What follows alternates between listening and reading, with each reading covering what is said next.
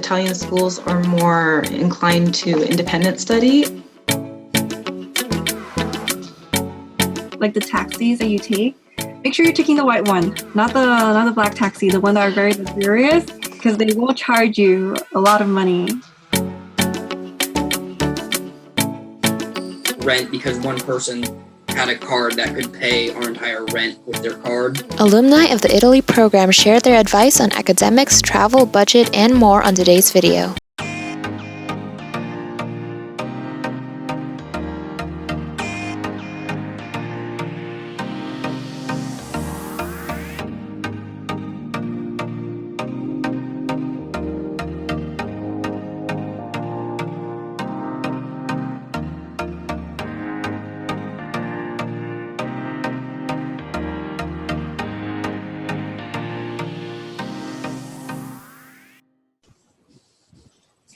Hi, thanks so much for tuning in to CSUIP's alumni panel. So today we are going to be talking about Italy. This video will have two parts. In the first part, we'll be talking about academics, travel, and budget. So CSUIP Italy has a couple of different programs.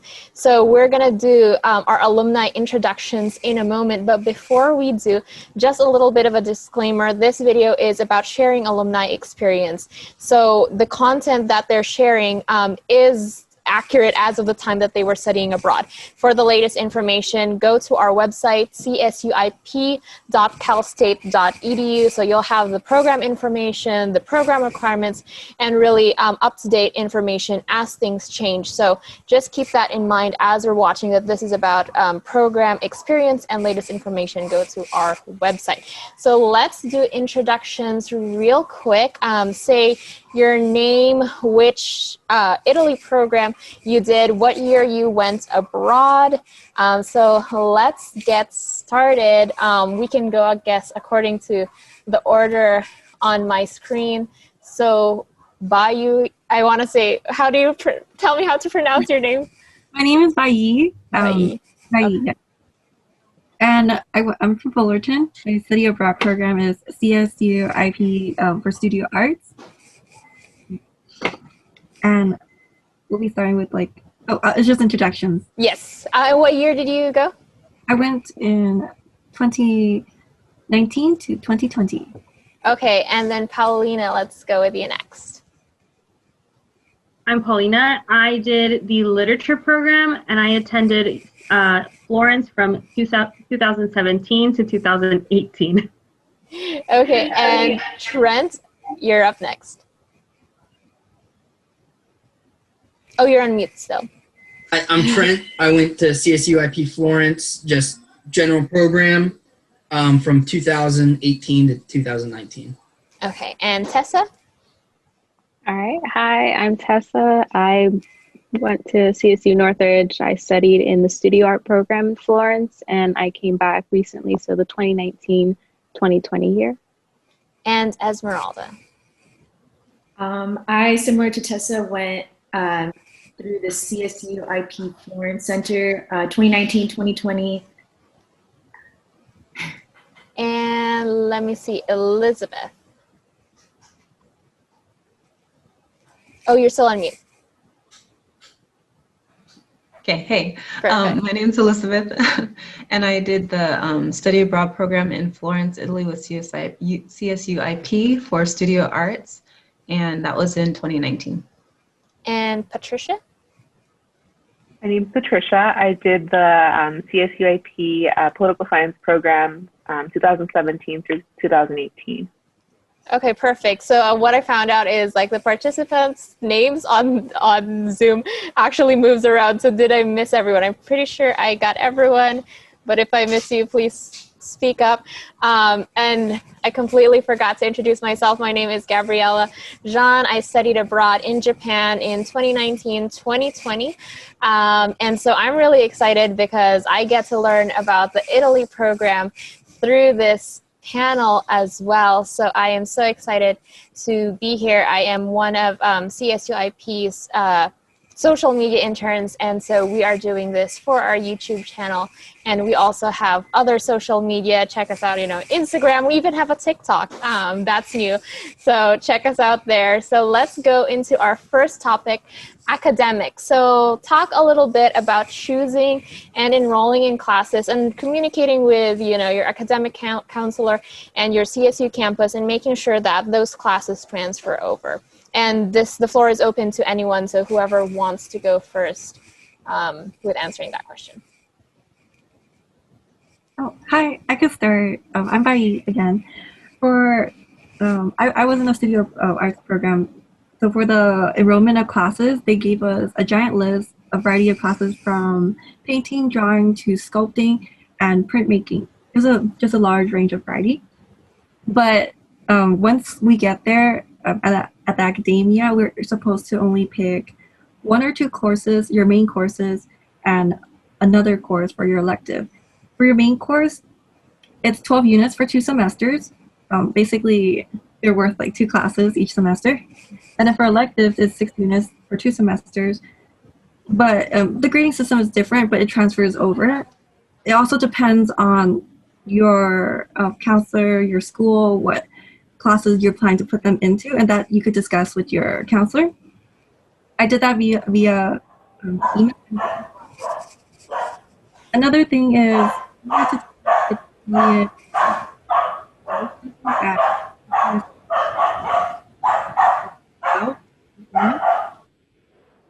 what other questions? Sorry. So also I did want to ask about how enrollment was, because in Japan we had a lottery system enrollment. So how was it for you guys? Was it all online? Did you do paper enrollment? How did it work out? We had to, actually, when we first got there, we had to do the enrollment process like right away with Marcia Steinberg, who is sort of your coordinator, someone that will help you talk to your professors at the academia and help you with the whole process. It might get like a bit hectic and stressful, but it's just the first week, and after that everything will calm down. But you will be taking like a mini studio class with her without any credit. It's just to see where you are and how she could help you. So it was just like a placement type of thing. Yes, in a way, but at the same time we got to choose where we want to go. I see. Yeah. Okay, sounds good. Anyone else want to talk about enrollment? Yeah, so I can talk on I went to Humboldt State beforehand. So I was really lucky. My advisor at Humboldt State said, hey, listen, you're early enough into your course schedule, we will make whatever you take fit. So I didn't have to worry a ton about specific classes and getting specific targets. He just said, hey, write down classes you think you'll take for the initial sign off from Humboldt State to go abroad. And he said, okay, looks good, and we'll work out the kinks and details once you get back. So I was really lucky with that. And then I can also talk a little bit about the architecture. I had 3 architects as roommates. Mm-hmm. They, during the enrollment process, went through a similar thing with the studio art. They had an art class where they were signing up. They end up taking more units than the minimum. Yeah, they take more because I think they take 21 per semester total. Oh, wow. But I'm sure there's not a ton of architects coming to these because they have their own shindig over at SLO and Pomona. Okay. Yeah, so that's a good thing. So depending on what your major is, as well as your university and their policies, it might be a lot easier to kind of, and where you are in your coursework. If you're coming in as a sophomore or really early in your college career, then there is a little bit more flexibility. So talk to your academic counselor. I know for mine, they were just like, oh, here is the, for your language classes, as long as it's within the intermediate section, we can credit it to these classes as long as there's enough units. And so depending on your university and your policies, you can see how those classes transfer over. So let's talk a little bit about the differences in, CSU universities, as well as what you did in Italy, in terms of the grading system? Was it, more strict? Was it relaxed? Let's talk about class structure as well as, relationships with students and professors. It sounds like you guys got to know your professors a little bit. Were there a lot of assignments and exams? And as well as libraries, where do you find books and other academic resources? One of the really interesting things about the relationships between students and teacher or professors is that obviously it's a lot depending on individuals, but professors tend to talk at you instead of with you, I've noticed. Okay. I was part of the literature course, so there needs to be discussion, student-based, like ideological discussion is students kind of promote that, and then the class is a collaborative environment. But as far as like academic social structure as well, the professor is the person who has the authority. So many professors may not necessarily be inclined to start a discussion, not necessarily an aggressive discussion, but just there isn't so much a meeting of the minds as there would be in an American university. You have the ability and it's encouraged to question a professor versus here you're just listen to me. And then that's it. Okay. That's what I've noticed. Okay. So for the other programs, was that your experience as well? I would say yes. And also, I feel like the Italian schools are more inclined to independent study. Like, it's not really that you go and ask your professor the questions. It's more that you research on your own and bring that knowledge to class. I was part of the studio arts program, so the setup was a little bit different, but I would agree in my studio classes, it was more independent work. I could come to the professor and ask him for critique, but they typically don't walk around the room and like inspect your work or give comments unless you reach out to them first.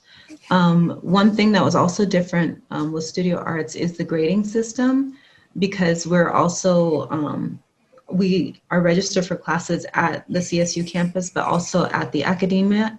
So their grading system is slightly different. They do a number grading system. Okay. So like, for instance, if you got 28 in a class, that equates to like an A minus, something like that. And so you get a special little grading booklet that records that, and then they transfer the grade once you come back to the CSU campus. And for assignments and exams, would you guys say it was more like you had practicum, you had, how was the structure with homework as well?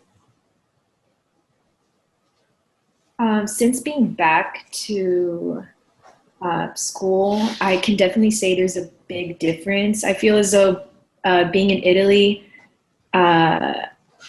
honestly was more of a pleasant experience, obviously because of the location, but not only that, but because the way I felt going through the CSUIP Florence Center, I felt that I could really communicate with my professors, and we really took it at our own pace.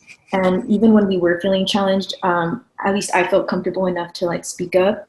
And so compared to my coursework now and then, I can definitely say that then was a bit more, I guess, just light work. Okay. And so what about libraries, books, and school materials? Where did you guys get that? Did you have to purchase books and other materials?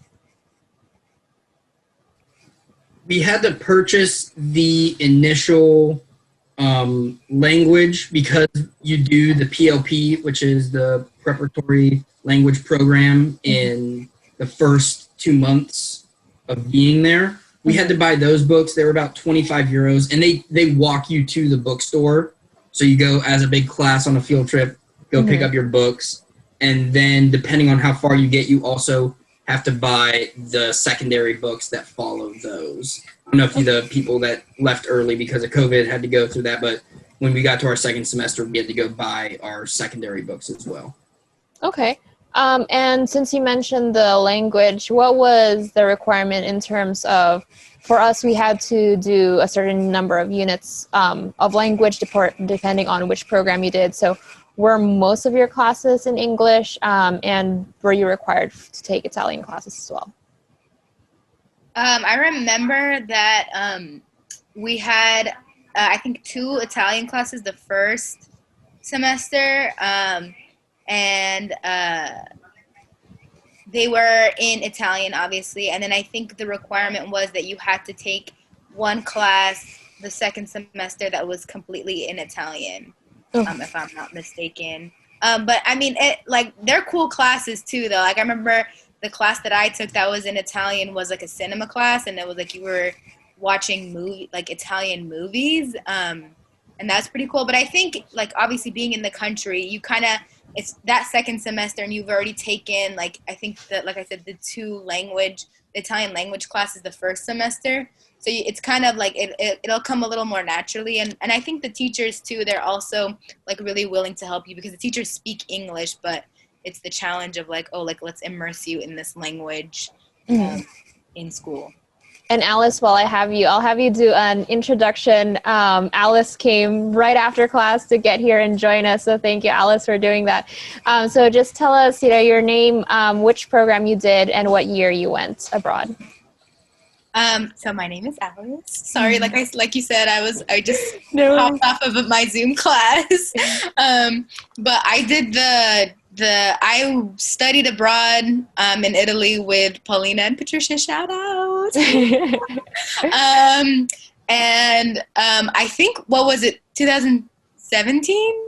17, 18. But the memories are still up here. It's funny because we were talking about Paulina about that. It was like, what year was it? But yeah, it's good that, like, it's really cool to see how you guys are, and you get to do a little reunion. So that's it for our academics questions. And now we will move on to our next topic. Travel, so specifically travel of going abroad. Talk about your, did you do suitcase, backpacks? How much did you take? What did you take? And were there things that, you didn't think of bringing that were special, perhaps like a gift for your host family or staff, photos, personalization things for your room? What kind of stuff would you recommend to not bring to prospective students? Go for it. I want to jump in on that question, just because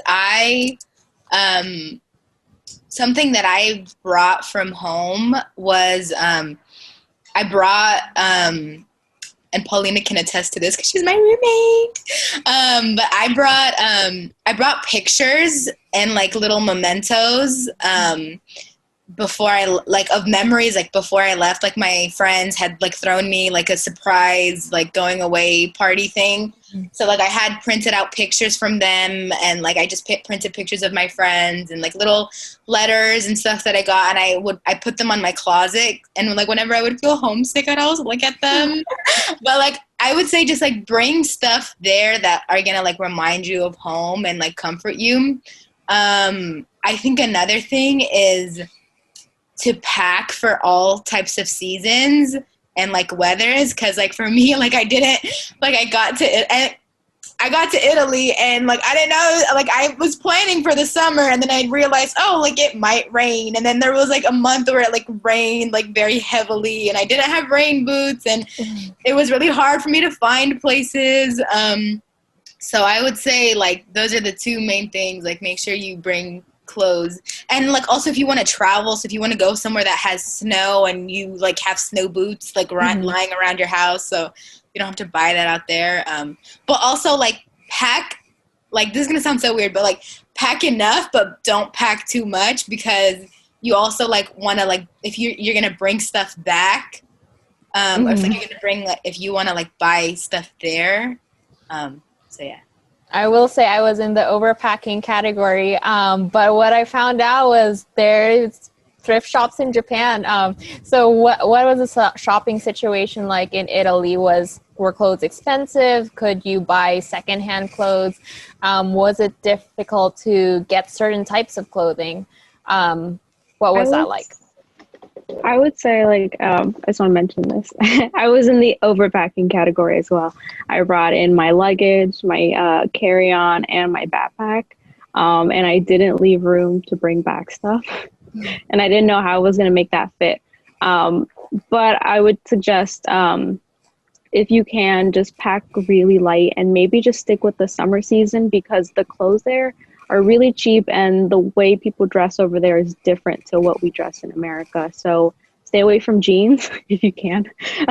I love my jeans, but if you can wear the least amount of jeans, the better, I think. So because they had like the linen in like the summertime, so it's really warm in summertime and humid. Maybe pack lightly for that. And then in the winter, they have like you can go in the markets, or like the markets out there, and get like a wool coat for maybe like 20 euros, like really cheap, like stuff that you can wear there and keep you warm instead of bringing that all here and then bringing it back over there. I would suggest buying the clothes there and staying with the style and the culture. And like t-shirts and stuff you can pick up. Oh, I forget the store. It's OVS.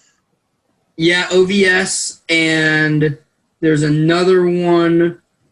There's a bunch of American stores there too. Like we lived across from a Levi's, and there's a Diesel. And I mean, they love fashion, so you're gonna find the upscale stuff, but you'll also be able to find the small stuff that's like, hey, I need H&M. That's yep, H&M. We got so much stuff from H&M just because it was super cheap and it was super close to where we lived. So we would go there anytime we needed stuff. We also have really nice like secondhand items. For me, I was like, I'm in the category of like underpacking. That's a good category to be in. I've seen like my suitcase. It contains almost no clothes but art supplies. So I came here with like, and like she was saying like don't wear jeans. I only wore jeans. So and I had tights under, so it gets very cold, especially like after the summer. Like for the fall, winter, and spring, it's just raining a lot. So make sure to have an umbrella. A good pair of boots too. Boots. Yep. I will. Go ahead. Sorry, Elizabeth. Oh, sorry. I will say one thing. If you're really tall, like I'm tall, I had trouble finding clothes there, like because your Italians typically are petite.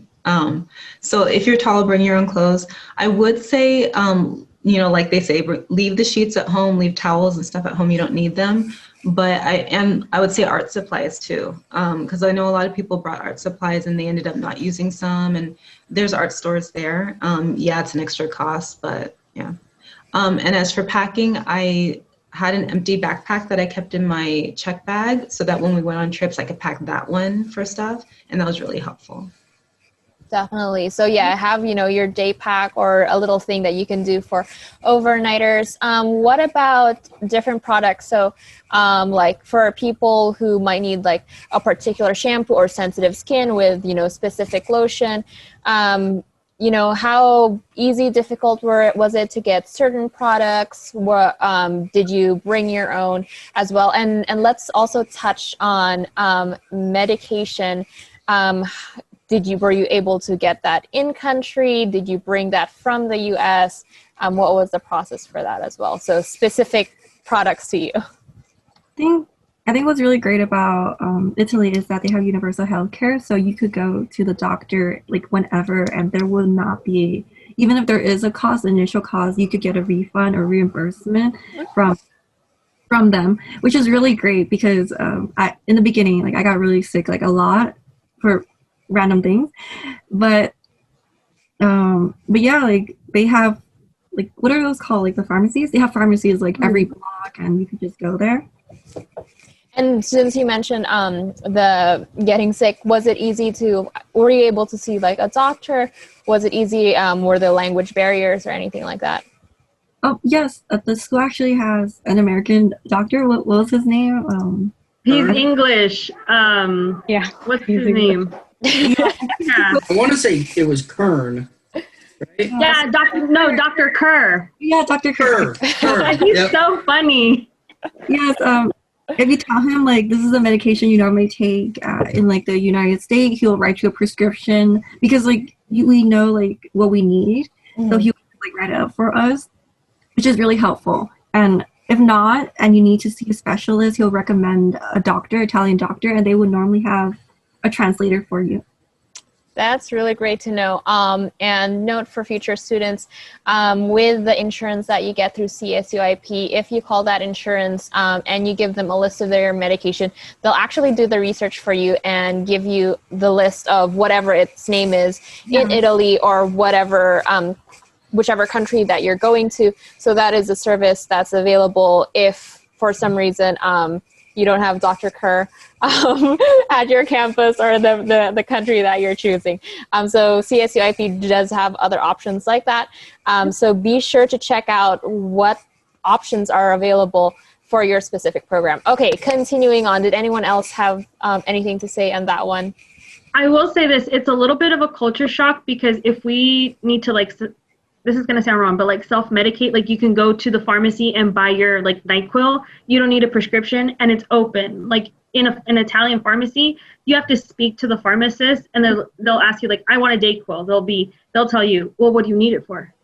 They'll question it. So it's not like you can go and pick up something from a counter. You have to explain. You have to give a reason. And it's a little bit of a culture shock, but they're not doing it to be nosy, but they're doing it as part of their job. Like I said, you can't go to the pharmacy here and just pick up something.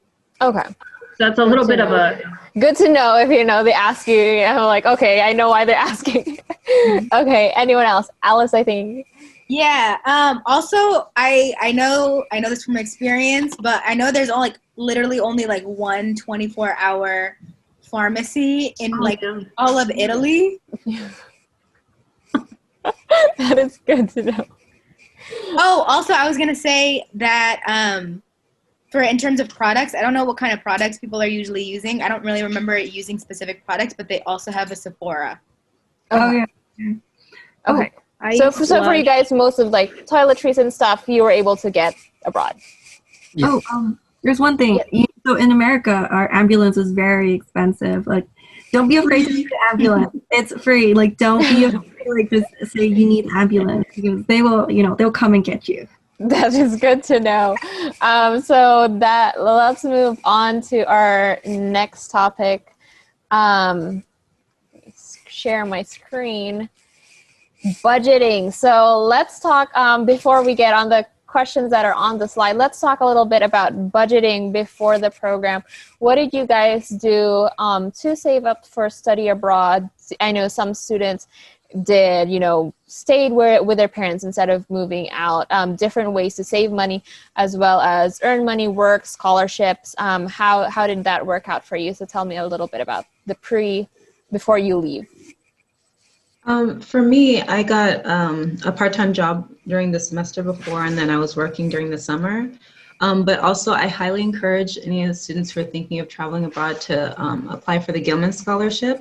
I actually ended up getting it, and it really helped when saving for Italy because they pay you a certain amount depending on the length of your trip.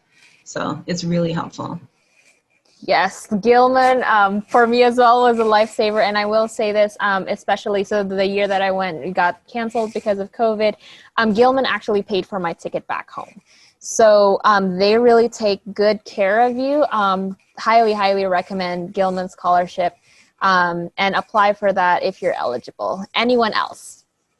So I got a job the summer before, and then I was also fortunate to have grandparents assist with money the entire time I was there, but also CSUIP I was able to pay instead of the entire year being paid all at once because you're paying for the entire year because it's a year-long program. You don't pay your first semester's tuition and then your second later on in the year. It's all at once, but they let you do the payment plan. So I did that method where I think it was $800-ish a month. And I started paying that in June and was able to pay off all my tuition. I think I paid 2 months into the program. Definitely. So check out what payment options are available through CSUIP because they do I'm not sure if they do it for all programs, but there are installment plans. So check on the website for the latest information on that one. Anyone else? I would suggest really quickly about checking out your own departments. I was able to get a scholarship within my art department, which helped out with a semester. And then if you can also check out the Italian department. I know they don't really have a lot of people going out there, so if you can take advantage of that, that'd be cool. Definitely. So, look at your local university, look at your department, look at the department that you're going to study abroad for. I know that some people were able to get scholarships with with our host university. Look at general study abroad scholarships. There's a lot of money out there. So look at those opportunities, whatever, group or community you belong to, check if they have some sort of scholarship program. Anyone else? I'll say one more thing. One thing that I really loved about the CSUIP program is that the financial aid I got for Sac State, I could use there, like abroad, as normal financial aid, and that was really helpful as well. Yes, definitely. So with CSUIP, this does not get mentioned enough. It really does have affordable study options for CSU students. So all of these finances still go through your regular CSU. So financial aid, whatever regular scholarships you have, that still goes through your CSU, so you don't lose that when you go to study abroad. So let's move on to budgeting while you're abroad. Did you have a budget, or were you just like, oh, I'm spending, not knowing? And how did you access your money? Was it a cash-based system? Did you use cards, international fees, and all that? It was recommended before I went. It was recommended to get a Charles Schwab, and that is very helpful. I didn't have any fees from the ATMs because of that, but the transition from dollar to euro is a difference, and you have to be aware of that. And if you're trying to stay within a budget, it's really good to use charts and to write down your expenses. Definitely. So I used a Capital One account, and there were no fees, and so I budgeted about $1,250 a month. I went over budget, but trying to stick with that $1,250 a month, you can survive on that pretty well. I was lucky; my rent was only about $460 a month, and then we planned big trips, and it wasn't like I was hurting on food or opportunities. I pretty much got to do whatever I needed to do, and then a credit card with no transaction fees was a big one, and then just withdrawing whenever I need money from an ATM, because big banks are going to give you a better exchange rate than any tiny ATM off to the side of the street. You get really screwed on the exchange rate on those and the fees. Just go to a normal bank ATM and you're going to get pretty much what the current exchange rate is. So we did that, and then Venmo for paying rent, because one person had a card that could pay our entire rent with their card, and we would just Venmo them the money for that month's rent. Awesome. So so look at the different options. Sometimes it's, opening an international bank account like Charles Schwab, or sometimes it's looking at your own bank, seeing if they have fees, maybe a travel card. It does, fees do start piling up. If it's not a travel card, it might just be, 1 or 2%. But if you're, exchanging a big amount of money at a time, then it does add up. So was it mostly, I forget if somebody answered, was it a cash-based system, or did you regularly use your card? Most of it was a cash-based system. I think something that's also really important, and what I did prior to leaving California, is I went to my bank and asked for maybe about $1,000 worth of euro. Okay. Because, and preferably in smaller bills, nothing bigger than a 20, because we have a week in the hotel, but you're kind of lost that first week because you don't know where the banks are. You're getting to know the city, and having a little bit of cash or taxi that first night, Patricia and I took the same flight, and Patricia's like, how are we gonna pay for the cab? I was like, I got you, I got cab. And it's like when we also got our first apartment, Alice, like Alice said, she and I are roommates, and the other two of our roommates, we didn't have enough cash between us to pay for the down payment, so I had to front that as well. So having just don't carry a whole lot, but maybe $500 to $1,000 in euros already with you. That gives you enough cushion time to find a bank and to start. There's some purchases that you may have to have right away, like shampoo and other like hygiene stuff. That's going to take a little time when you're moving. So having cash on hand is nice. Talk to your banks about that. And did any of you open up an Italian bank account? No. Okay. Difficult from what they advised us not to. They said pretty much stick to your bank at home or whatever you came with. Okay, yeah, that's definitely good to know. So any other advice in relation to budgeting or banking? I would say, go ahead, Esmeralda. Similar to what Paulina said, I think, getting that currency exchange at home, because although there is like little offices at the airport where you can do that, they do have a fee. And I think for me, what I wasn't prepared for, but thankfully didn't have trouble with is, so we got to the hotel and they're like, okay, you have about a week and a half to find a place. And, rent, pretty fair, about $400 a month with utilities in the center. But the deposit, that was something else. So I paid around 800 euros on the spot. And so I think that's something to take into consideration and just know that can come up. Because of course you won't be paying for trips once you get there unless you planned ahead and all of that. So I think that's maybe one of the first steps you'll need to take. Oh, and then also, so for our program, we had a specific, I don't know what it's called, they suggested an agency. And I took that into consideration, but then I also looked for other agencies, and I can say that I saved a lot of money with that. So also to not be afraid to look out and, of course, confirm that, they are legit and all of that. So just to keep an open mind. Definitely. I wanted to say also, I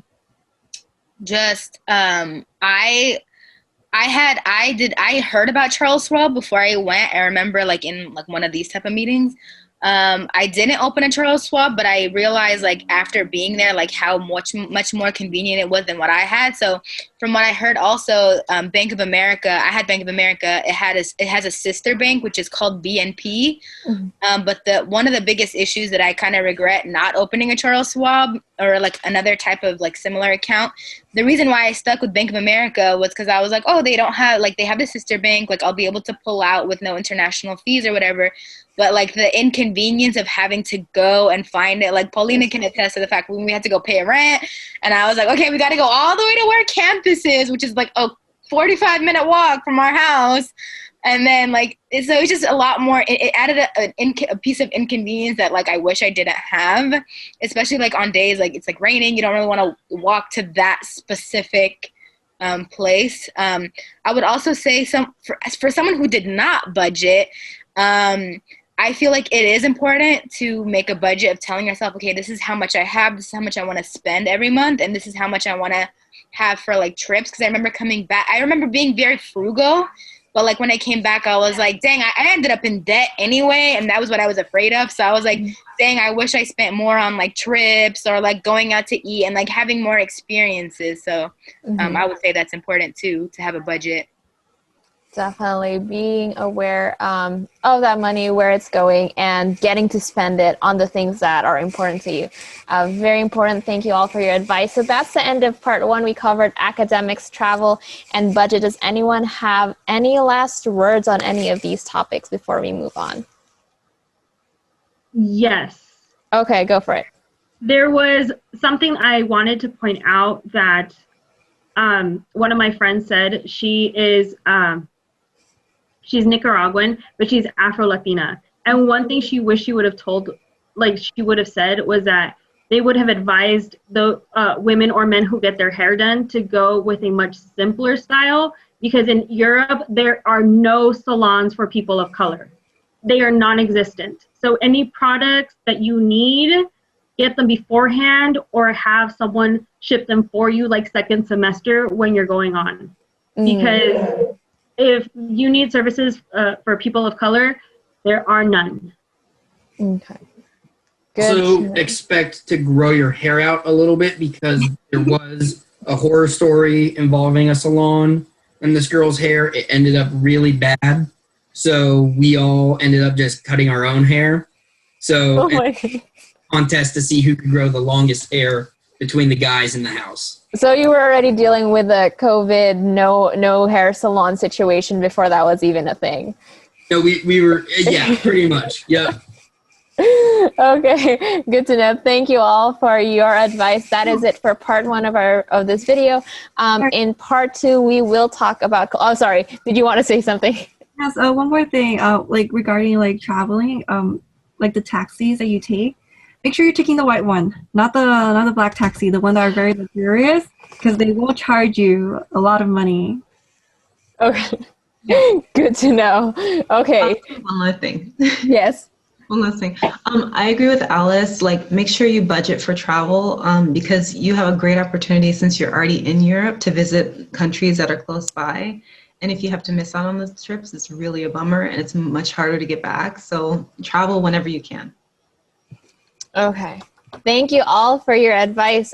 In part 2, we'll be talking about culture, daily life, and really fun stuff that I want to get into. So stay tuned for that, and thank you so much for watching. And thank you to our alumni for hanging out with me this evening and recording this for our future students. Bye.